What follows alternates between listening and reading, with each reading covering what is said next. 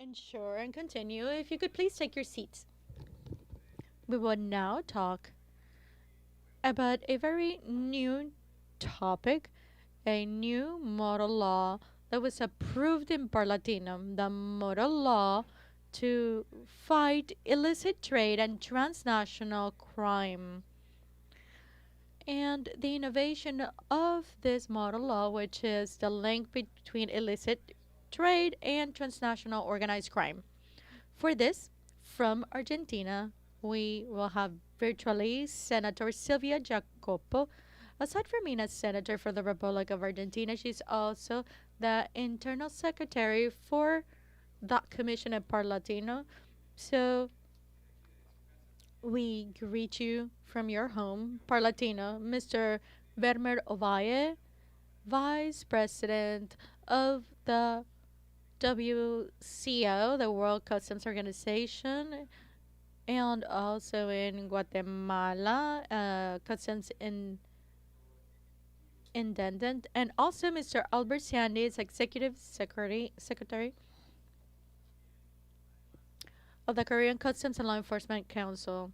At the end of this panel, we will sign a cooperation agreement between CCLEC and the Parlatino. And we also have online General Juan Carlos Buitrago. And he's the former chief of economic and finance police for Colombia, POLFA, with a broad experience in work and experience for transnational crime in other countries from Colombia. So, welcome everyone. Welcome, Madam Senator. It's a pleasure to see you and have you here, to General Buitrago from Colombia. Thank you so much for being here. And now I would like to start the afternoon dialogue with the four of you. First, welcoming Werner Ovalle, and I'll now give him the floor.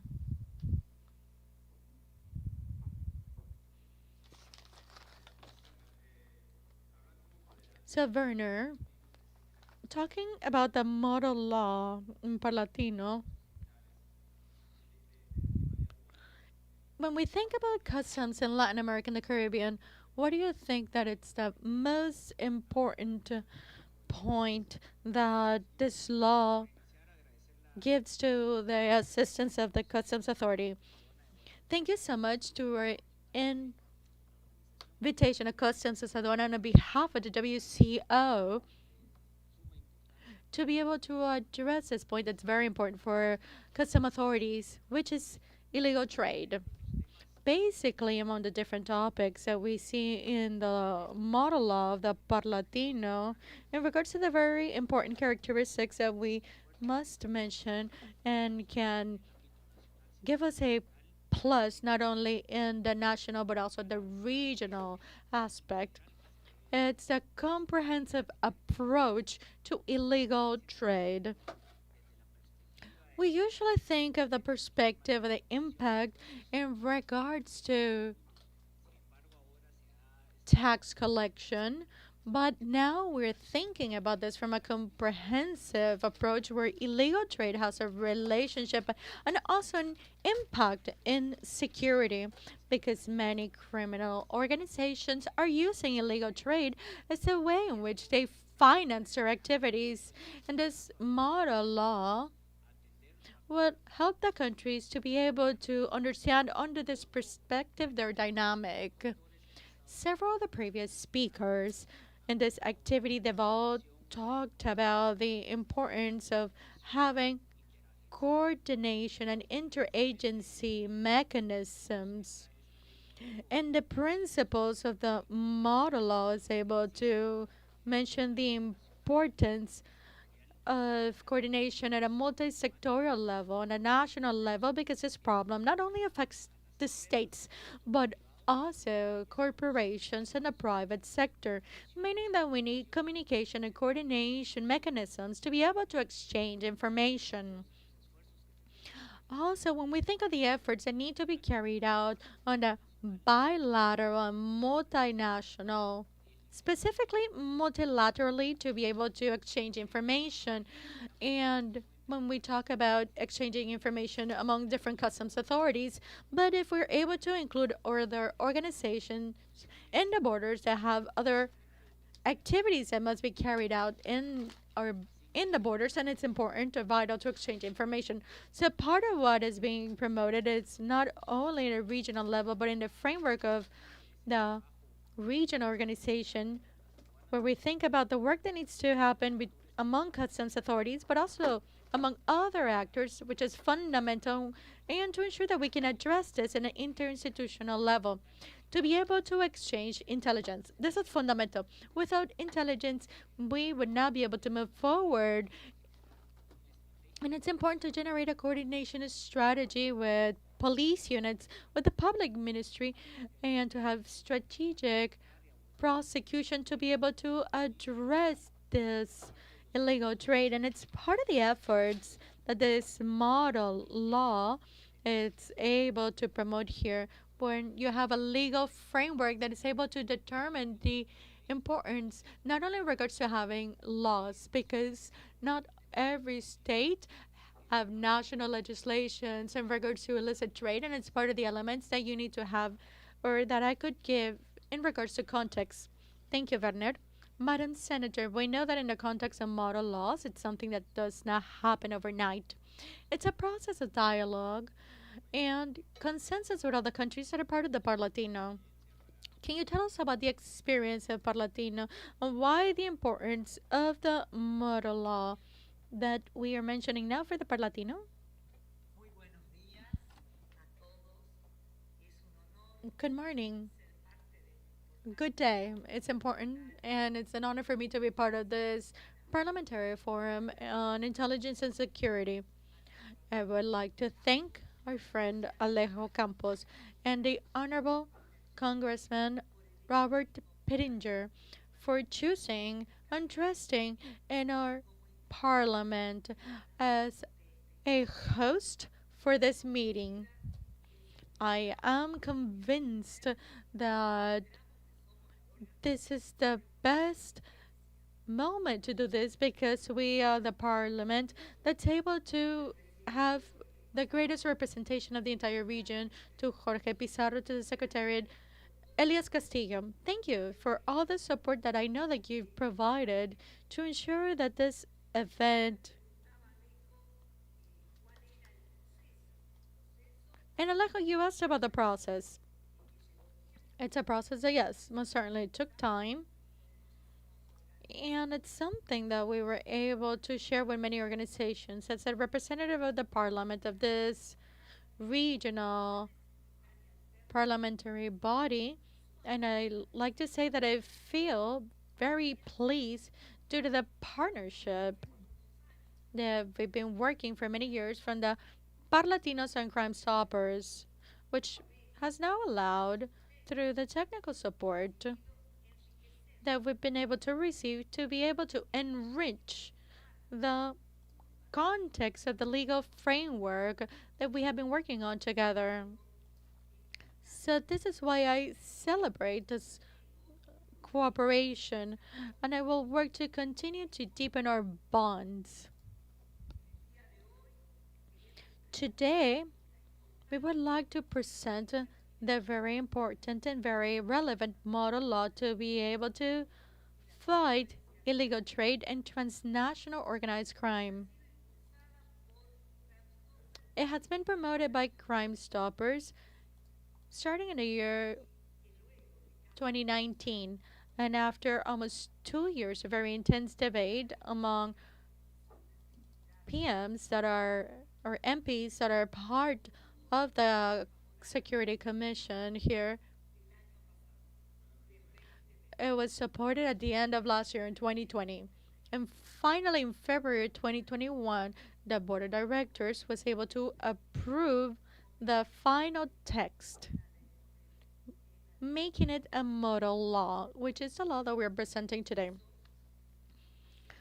This process, since it was a process that was shared and was discussed, involved having many meetings of MPs and representatives of many important institutions who are very much linked to all of this as OECD, FATF, OAS, and WCO, whose vice president, Werner Ovalle, it's my honor to have him here in the panel with us.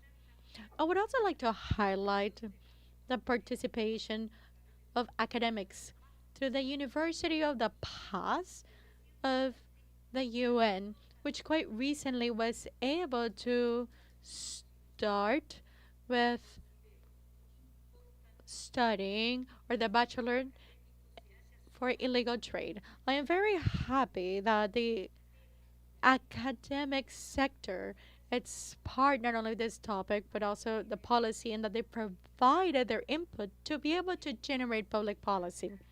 The world needs for academia to have a leading role in this specific topic. So the institutional purpose to consolidate peace, security, and the international and regional legal order from Parlatino along with Crime Stoppers allowed us to consolidate a legal framework that even though it's not binding, it's fundamental to ensure that all the countries or all the member states are able to have a framework that's able to help all the MPs so that we're able to replicate this model law so that it could be linked to our national laws because this is a fight that needs to be addressed by all of us. We need to ensure that in the domestic law uh, include legal frameworks such as this model law to be able to generate a legislative harmonization that allows us to address the problem of illegal trade as a regional problem because this cannot be done alone. But if we're able to address this issue together in the entire region, in all of the Americas, where we're able to move forward and where we can embrace the world in this parliamentary chamber, this scourge has evolved as fast as technology and as fast as globalization allowed it. The fast paced movement of technology, if we do not address it from a regional, diverse perspective, we will fail at this in eradicating illegal trade and transnational crime. We've always had people that carried out trafficking activities, but not like today. They're able to operate very fast at a global level where they're able to connect the most remote areas of the world in seconds and to the most cosmolo- cosmopolitan cities as fast as the internet.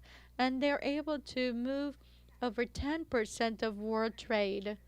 This is a number that is quite astounding, specifically with the political power that these criminal organizations have been able to gather. Never before have criminals been so globalized, so wealthy, and with such political influence. Today, after every header that we see in the news in regards to crime and illegal trade and the impact of illegal trade in the global economy, it's huge. And the World Economic Forum estimates that $2.2 billion, which is 3% of the world GDP, were lost due to illegal trade in the year 2020. So, since these criminal practices proliferate, that means that we need to strengthen the capacity of the state to be able to prevent them, not to be able to remediate them because the damage has already been done when we establish institutional mechanisms where institutions are able to collaborate with the private sector so that we can identify the perpetrators and to be able to penalize them, and also to guarantee the rights of consumers which are victims of criminal organizations. This is why it's so relevant that today this model law, with the purpose of regulating mechanisms of prevention, investigation, prosecution, and the fight of illegal trade, contraband, and also the counterfeiting of products, should be sanctioned. So this is why this is a very complex law, because it's able to include all the different aspects, criminal, administrative characteristics, and it provides a legal framework to be able to promote the cooperation and the multi-sectorial assistance among within governments and on an international level in the fight against illegal trade and the organized transnational crime. So this is why it was shared with all the different actors. This law brings innovation because it indicates that it should consolidate several rules and solutions in regards to specific illegal behaviors in the same legal instrument. It also allows us to focus on a transnational level, ensuring that international cooperation is leveraged. And I go back to the main point, which is the interrelationship between parliaments and members of parliament, where every actor is able to address a specific topic. This law also brings clear definitions and fundamental principles in regards to e-trade, which it's something that's also new because this law wants to promote it but at the same time protect it. Why would it say this? Because it regulates it with the principles of good government, equity, and transparency. It also brings innovation in regards to the references it makes, specifically in regards to the collaboration needs of public, private, and multi-sectorial. And the law indicates that we need to create a council that is able to coordinate activities and discussions that can serve and provide technical assistance to be able to draft and give continuity to these specific policies. And finally, because it refers to education not only of users but also of consumers, it establishes that the application of the law and the execution of the law should include information and education to consumers and users in regards to the problems and the effects that we can have from illegal trade and transnational organized crime to society, and that how they're able to attack national security. Having said this, I call this partnership of Parlatino Crime Stoppers to ensure that this very important model law can now become international, to ensure that your governments and parliaments are able to receive this information and it can be further disseminated. This should be treated as a priority, and we should collaborate from the different spaces of leadership that we all have and that we're privileged to hold, and to be able to generate the best link between members of parliament and society to be able to prevent the scourge, as I mentioned, that is relentless in our region. So, with a heavy heart that I am unable to be here in person with you. This event that is of such importance, not only for the Parlatino, but for Crime Stoppers, and as secretary of the commissions, I would thank once again Mr. Pittinger, that you've trusted in the Parlatino and that you've decided to hold this event in our parliament. Know that this partnership after this forum will be even stronger and that everyone together will be able to further address the objectives that we seek. Thank you very much, and I embrace you from Argentina. Thank you very much, Madam Senator. You have here, we thank you very much. And there was a round of applause here in the Chamber Parlatino. And in its model law that we've been working on for over just over 2 years and right through the COVID-19 pandemic. But we thought that many of these actions would be stopped completely, would be frozen until the pandemic was resolved. But actually, the Parlatino has continued to work in a virtual manner and advance with all of our projects. Thank you for your cooperation and collaboration in moving forward on this law. Buitrago from Colombia. I think that from your work at the poll fund, I would like to know what are the new mechanisms, methodologies, or routes that contraband or illegal trade in the region are now how they're changing. There are several changes, but what are they? It would be very good to share that with the audience. Thank you so much, Alejo, for your invitation and a question. And I also thank the Board of Directors of the Parliament and our panel colleagues and Honorable Congresswoman Silvia and Mr. Werner. We were able to see you recently in Guatemala. Alejo, I would like to celebrate here from Bogota the fact that the Parlatino has created such an important law as a reference for the standardization of the governments and parliaments in Latin America and the Caribbean to be able to strengthen the fight against illegal trade and transnational organized crime. This initiative, it's very important for those of us that have worked in the executive branch, those of us that have been able to work in the government and from law enforcement agencies in the fight against criminality, and specifically in the fight of contraband and counterfeiting goods and illegal trade in general. It is very important to know that as authorities, we have the support.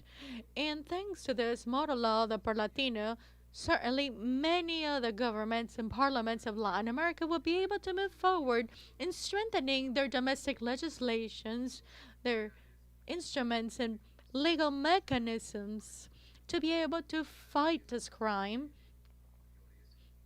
that every day shows greater manifestations and connections specifically for transnational organized crime. Something very important, Alejo, that I'd like to highlight. It's the name of the law. The law was called Model Law to fight illegal trade and transnational crime. This is a perfect combination, and this is something that we request on behalf of the authorities to fight these specific crimes, just like it was mentioned by Senator Silvia. There have a global and regional complexity, and they're connected to other illegal behaviors, meaning that it's a crime that cannot be fought on by one domestic agency.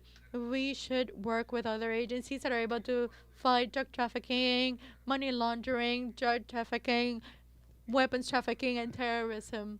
So this is why I think it's so important that we talked about the transnational organized crime plus the fight against illicit trade.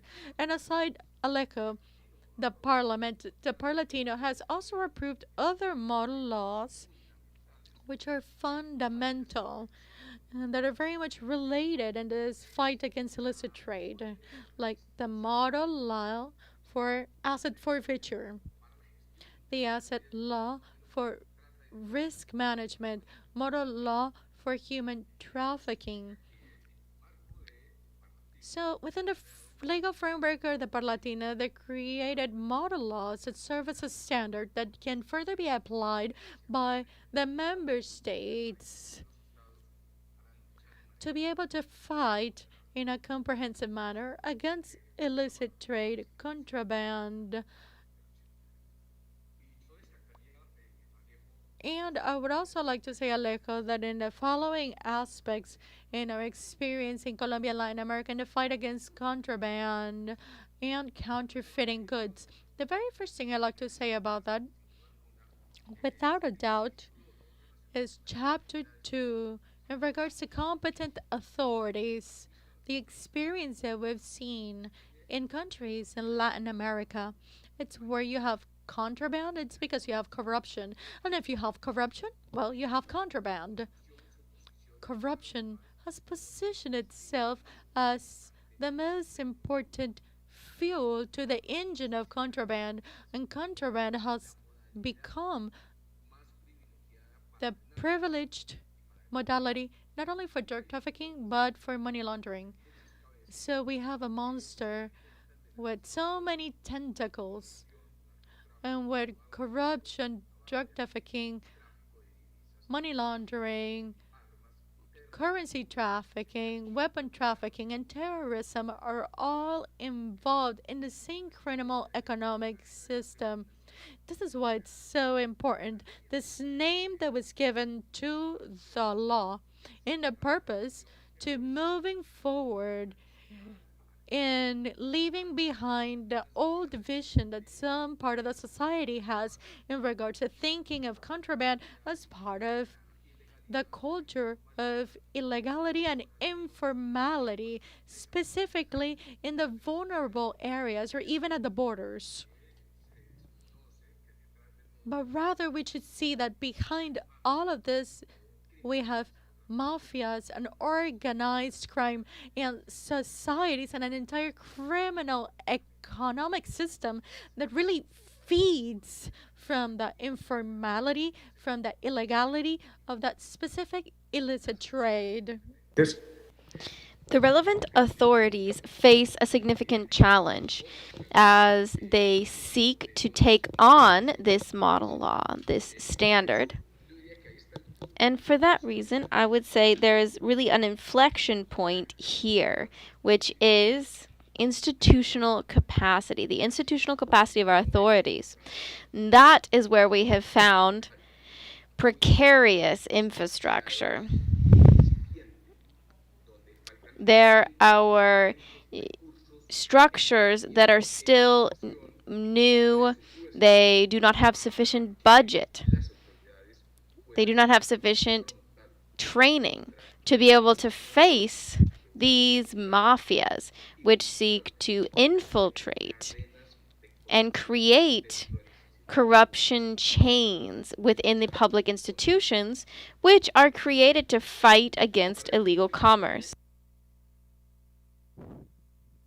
That's why it is so important as relevant authorities to define clearly roles. That definition requires institutionality to be mobilized, to mobilize all of its resources to fight against illicit commerce.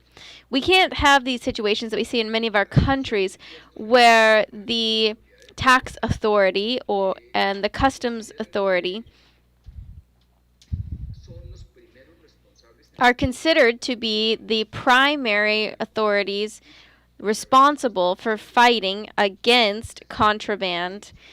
There are situations where sometimes there cannot be a cooperation or an integration, a proper integration of these authorities to fight against contraband.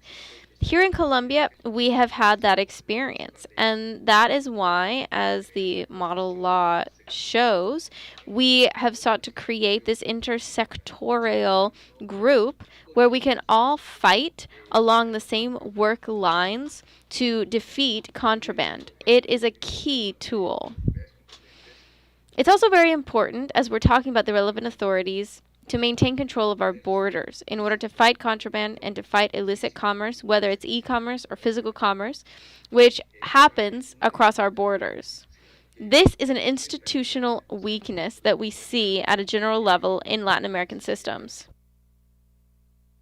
That is why there is a need, as Parlatino has included in this law, the strengthening of borders.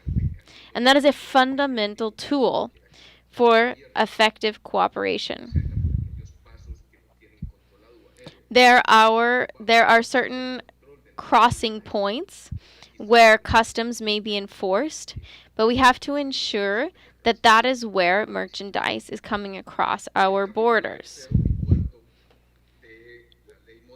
The third and fourth chapter of the law speak about sanctions and criminal sanctions. There's one fundamental aspect which has been key in fighting illicit commerce, which is intelligence, criminal investigations, investigating money laundering, and then using the tool that we have talked about previously of asset forfeiture in order to break down these criminal structures. This way we can prevent, research, investigate, sanction. If we don't have an appropriate judiciary investigation with the appropriate tools in the police forces and customs forces and other relevant authorities, we cannot affect the structural system, the criminal economy, in an effective way, and therefore end illicit commerce. There are many other issues that I would like to talk about, but these are the really important points, which are cooperation in fighting illicit commerce with international agencies. Colombia has participated with other countries in Latin America in global operations that happen simultaneously with Interpol, Europol, Ameripol, and other federal entities from other countries. These simultaneous operations happen at a global level, sometimes with up to 70 countries participating at a time, in specific sectors related to contraband, falsification of medications, electronic fraud, for example. In the Europol Bank, there has been some very interesting projects in arms trading, technology contraband, and others. These are very important projects that have been done in these multilateral projects with Interpol and others, working together with the police forces, customs forces, in order to attack these structures in a global way, as this is a crime that does not have borders. General, I'd like to take this opportunity, if you don't mind, to take a moment. I really liked what you said about the importance of multilateral communication. And so with that, I would like to offer the floor to Mr. Sandy, so that he can, in fact, add to exactly what you're saying about what is happening in the CCLEC and what is happening in the Caribbean. Thank you so much, Alejo. That is perfect. Go right ahead.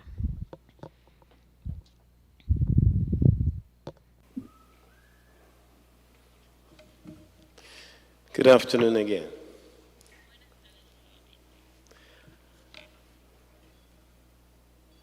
We have a small presentation and model laws to combat illicit trade and transnational crime.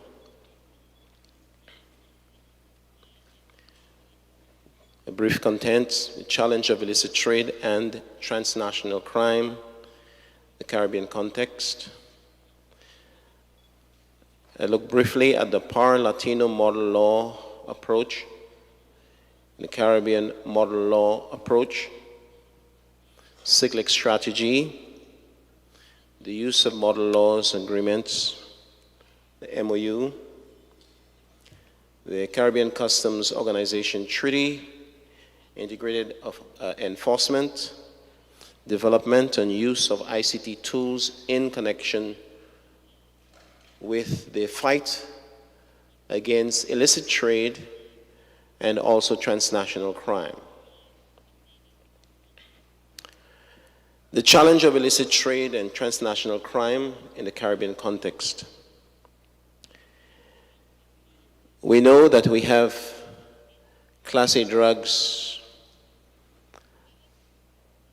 originating in Central and South America in this region, passing through the Caribbean basin en route to the USA, Europe, transit in Africa also, and going as far as Oceania and other locations.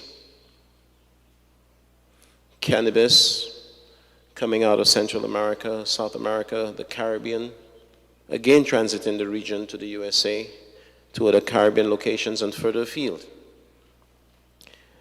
And now we have the tremendous phenomenon of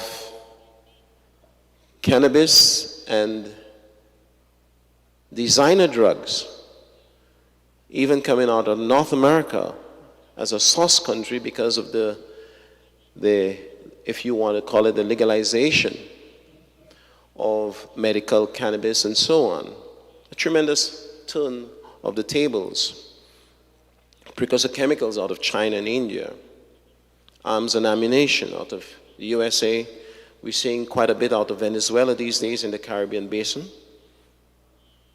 Exchanging even for food. We are also seeing a lot of illicit cigarettes coming out of China, India, and also some being produced right here in the Caribbean basin and traded especially between the islands en route to parts of South America and so on. We see foreign currency. We also see a bit of trafficking in humans and of course trade-based money laundering and a tremendous amount of commercial fraud in the region. Commercial fraud is a tremendous issue, tremendous problem. In some sectors, especially the clothing and textile sectors, goods coming out of many of the free zones, we see in the Caribbean basin as serious as 80% undervaluation of goods. This has been proven. We have prosecuted some. We have dealt with some administratively. And it is a serious, serious problem. And not only that, but based on the document that was done by CICLIC, which was taken up by the UK Border Force as they did a scoping study to these claims in the Caribbean basin, and they were able to confirm that this is indeed true. So these forms of illicit traffic and trade continue unabated in our region. And I would dare say that many of these enterprises have been for too long, too successful in their enterprises, and we have a responsibility to work together to deal with it. And this is why I am very pleased with the Parlatino model law approach. And I must say, it is to be ratified in Latin America and the Caribbean. It's after reading, I realize it's a very well-defined, it well defines offenses and scopes. It establishes sanctions, both administrative and criminal. It is multi-jurisdictional as to its enforcement, intention of enforcement by customs, by police and others, FIA. It includes public-to-public sector cooperation, public and private sector cooperation. It covers e-commerce domain offenses. It's adaptable to various legal frameworks in the Caribbean and Latin America. It's quite commendable. It's aligned with UN sustainable goals, sustainable development goals. It strengthens economic, political, and social integration while combating illicit trade and transnational crime. We must say congratulations to Crime Stoppers and Parlatino for such vision and profound political will in the governments. May the practice of this legislation eventually be as profound as the progress so far. I wish you that. There is model law, as you would know, within the Caribbean jurisdiction also, which has been adopted. For example, the Organization of Eastern Caribbean States, which is also headquartered in St. Lucia. There is a Customs Control and Management Act, which was implemented within the entire OECS in the 1990s, which has served very well. There is also the CARICOM Harmonized Customs Bill and Regulations, which was finalized in the year 2016 and sent to customs administrations and governments for tweaking and ratification. That is still being awaited. I will just mention a few of them. These pieces of customs legislation or bills assure control of policies and procedures, customs policies and procedures. They are meant to facilitate legitimate trade and the movement of persons and conveyances as they secure the supply chains in line with international conventions, for example, the World Trade Organization Trade Facilitation Agreement and the World Customs Organization Revised Kyoto Convention, which could be generally applied or tailor-made to assist in the modernization as modernization packages for small island developing states as they seek to implement the Trade Facilitation Agreement. It also enables the control movement of restricted and prohibited goods, which very often are the subject of illicit trade and other forms of transnational crime. You have the World Trade Organization General Agreement of Tariff and Trade, which has to do with the valuation, predominantly with the valuation of goods. And this is always contained in the Customs Act in some schedule. You have the WCO Harmonized Commodity Coding System, the HS Classification Code, which has been turned into model legislation as a CARICOM Common External Tariff, which has been espoused by the Caribbean countries. You know the others as the UN Convention on Trade, which has been adopted in some form as the Drug Control and Misuse Acts, which are implemented and passed within the Caribbean Basin and is being enforced as much as they can.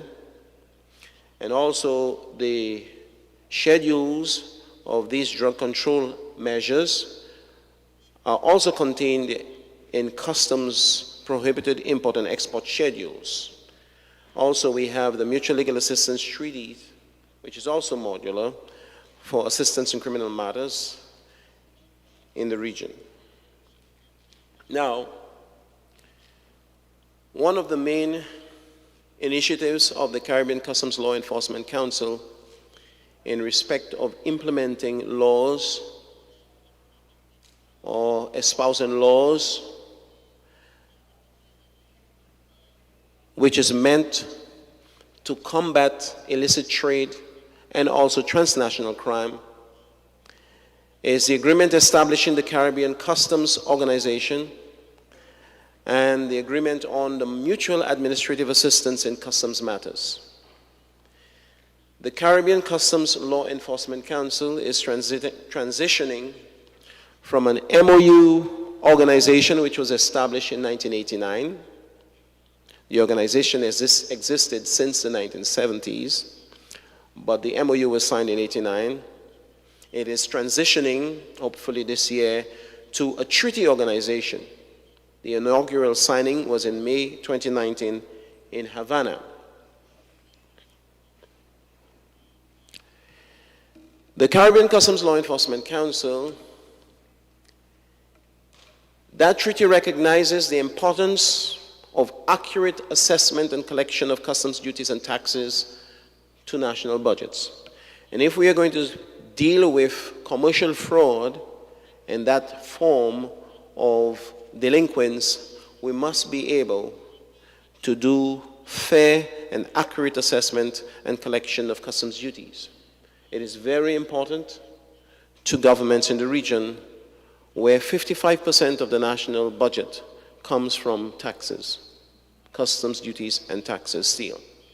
It ensures the proper enforcement of prohibitions and restrictions on goods.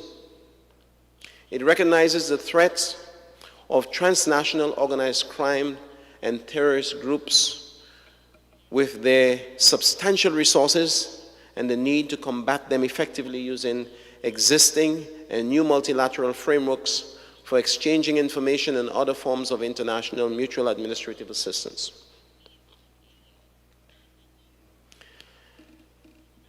It also encourages and supports the exchange of information among the members, the coordination of information gathering and intelligence sharing capabilities. Adequate intel flows within the Caribbean basin is extremely important if we are going to fight illicit trade and to counter transnational crime. And for this, the World Customs Organization and the Caribbean Customs Law Enforcement Council, through an MOU, have established a joint intelligence office, which is also the regional intelligence liaison office for the Caribbean basin. It exists for the management of intel flows and the management of the Caribbean Customs Law Enforcement Council and the World Customs Organization Customs Enforcement Networks.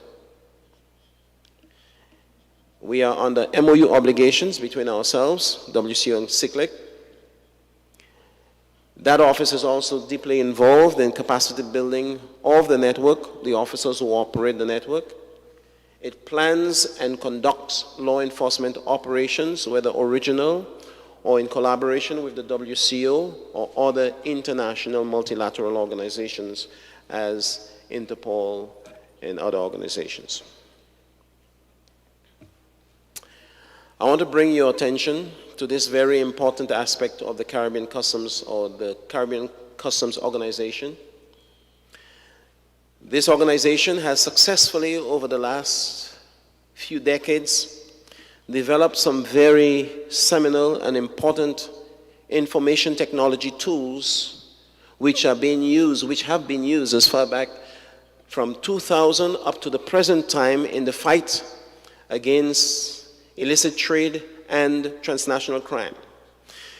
Chapter 4 of the CCO Treaty states that there are general provisions for a central automated information system of the organization, where not only our routine information, but also the information, the trade, more so the seizures, and also other movement of vessels and persons throughout the Caribbean basin on using pleasure yachts and inter-island commercial vessels are registered by many of the different islands within the Caribbean basin which are members of CICLEC in these tools. And one of them is a sail clear and the regional clearance system. Quickly, it is responsible for many regional and international law enforcement successes. Between 2000 and now, we have realized more than 50 tons of narcotic seizures through the system. It is featured in Europe, it is featured throughout the whole Caribbean, and it is deployed as an administrative tool at the border of the Caribbean Customs administrations. It's a live online pre-arrival notification tool used by masters of pleasure vessels to send pre-arrival notification to destination customs, immigration, and port health authorities. It facilitates trades and is used by customs administrations as a risk management tool at the borders. It is freely offered to SICLEC members, of which some Parlatino members are members. It is useful for the management of COVID, and we were able to use this tool successfully in a number of the islands in the Caribbean to manage COVID in the maritime environment. The CARICOM Impacts, which is a sub-agency under the CARICOM Secretariat, is soon to receive a live feed of the data from SailClear and RCS for them to scrub, for them to do security scrubbing against the many watch lists and to issue alerts to the Caribbean customs administrations and other agencies. There is also a parallel system which we will, during this year, roll out called SkyCare and RADS. It is also premised on the same legislation. It's also a live online pre-arrival notification system for masters to make pre-arrival notification of the charter aircrafts, this one for aircrafts to destination customs, immigration, port health, and air control tower authorities in the region. It's identical, it has identical facilitation and enforcement functions as the RCS. We also have an incident registration database, which is for seizures, and we have a persons of interest database, which is being rolled out to all the members in the region, and it also has the capability of being networked if they so desire. And also, I would like to tell you that there is also what we refer to as a vessel targeting system. All these tools that I have previously mentioned are tied into a live AI-enabled system operating specific algorithms which will use all the data submitted in the above systems by regional members, including seizures and other targeted source data, to perform advanced risk assessment to counter risk at the regional borders. So these tools are very much used to fight illicit trade and also to deal with transnational crime. Also, we have a strong capacity building agenda, and we have online courses which we offer to our members in law enforcement and trade facilitation and so on. So, ladies and gentlemen, these are the modest efforts using model legislation that we are doing in the Caribbean along with other partners to deal with illicit trade and transnational crime. I thank you.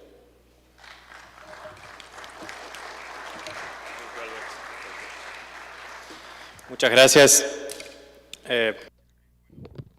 Thank you very much. I think it's very good to understand what's happening in the Caribbean. Sometimes we don't have the best connection in regards to sharing information. We know they're doing a good job, but we need more information. In that context, I take advantage of the fact that this forum should bring further cooperation from SICLEC and Parlatino, and SICLEC could further be strengthened with the WCO. And just in closing this panel, I would like to go back to you, Werner. And going back to the question that I asked General Buitrago in regards to the methodology that we're being able to see now in the world.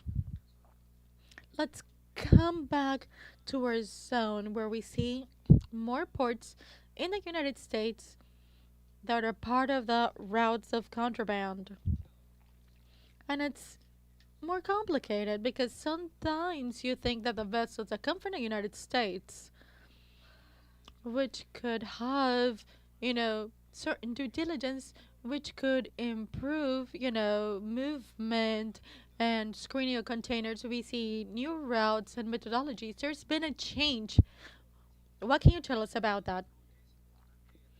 In that sense, I think it's important to highlight the different work methodologies that we've been generating to be able to strengthen the information exchange mechanisms through implementing different task forces so that they can generate groups with different institutions together that are coordinated to have a greater impact in the strategies that we would like to apply with different experts. So we have been strengthening risk management, custom risk management, to be able to be a lot more assertive in the customs control from all the goods that come and leave the territory under the best international practices, in this case, under the different organizations, specifically WCO. It's important to highlight the interinstitutional work that has been done. For the case of Guatemala, we have an interinstitutional council in regards to uh, illegal trade and custom enforcement, because we need to fight and ensure that all organizations, all agencies can work against illegal trade, and to ensure that we are able to follow up on all the strategies that are implemented. And as a public policy from the state of Guatemala, we have a national policy where we have short, middle, and long term actions where we identify the actions that need to be taken by the state, but we also articulate what the private sector needs to do to ensure that we are able to fight this issue. It's very complex, and there's so many areas that we need to work on still. In that sense, I would also like to mention, with the support of the government of the United States of America, we have interinstitutional control post where we've been able to identify strategic routes with information from intelligence and from the national police, with the information generated by our customs authority to be able to identify the routes are the ones that are used to be able to transport all the goods from illegal trade, and to have permanent control posts that are able to do screening operations at any time. It's really helped to have a greater presence of the state in many areas that many times, due to the lack of the presence in the state, they take advantage of that fact to be able to move their goods. And also it creates a work logic amongst different institutions in the state. If they're all together in the same area, this is something that really allows to generate trust and communication mechanisms amongst them to be able to really do the work that needs to be done. I think it's also important, and I take advantage of the fact that I do have the floor. The framework of the WCO really is betting on the fact of having HQs in different countries and different regions through the Intelligence Liaisons Offices, RELOs.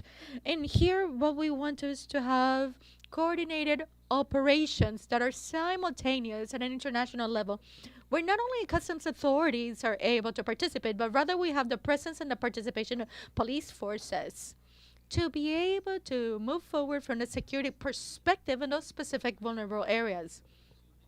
We're also being able to articulate with other international organizations like the UN and DC, and also the container control.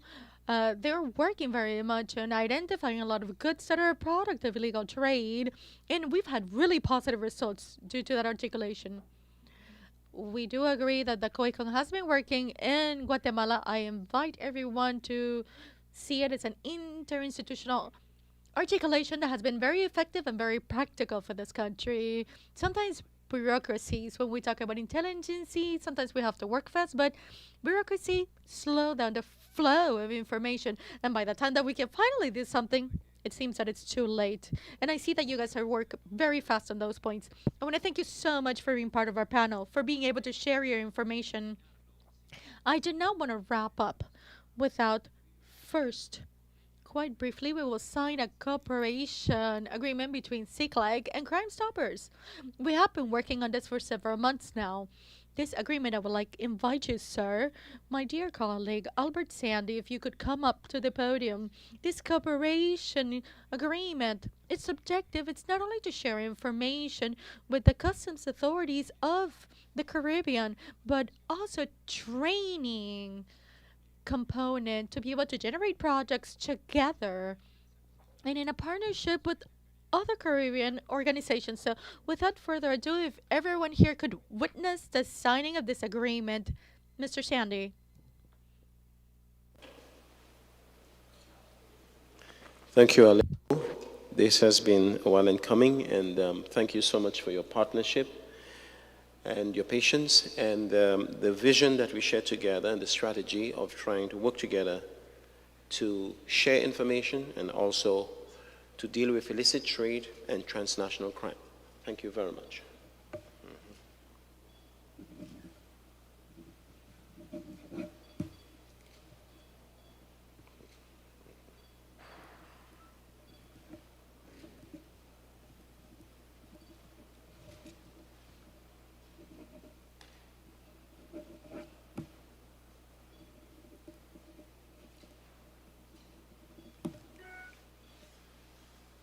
Thank you, Albert. Este convenio Thank you very much, Mr. Albert. This agreement is signed by CICLIC and Crime Stoppers from the Regional Office, Caribbean, Bermuda, and Latin America. This agreement will be an agreement for regional cooperations for all the countries involved in the region in the Caribbean.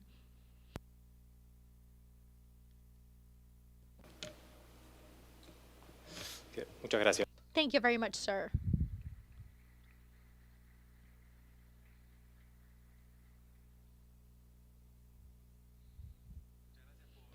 Thank you very much for participating in this panel. Thank you, Werner Ovalle, which is the Vice President of WCO and Intendant of Customs in Guatemala. Our dearest friend, Honorable Senator Silvia Giacoppo from Argentina. Thank you for being online. General Buitrago, it's been a pleasure to share some minutes of your time. And thank you, Mr. Albert Sandy. Thank you very much for your cooperation, sir. Thank you very much to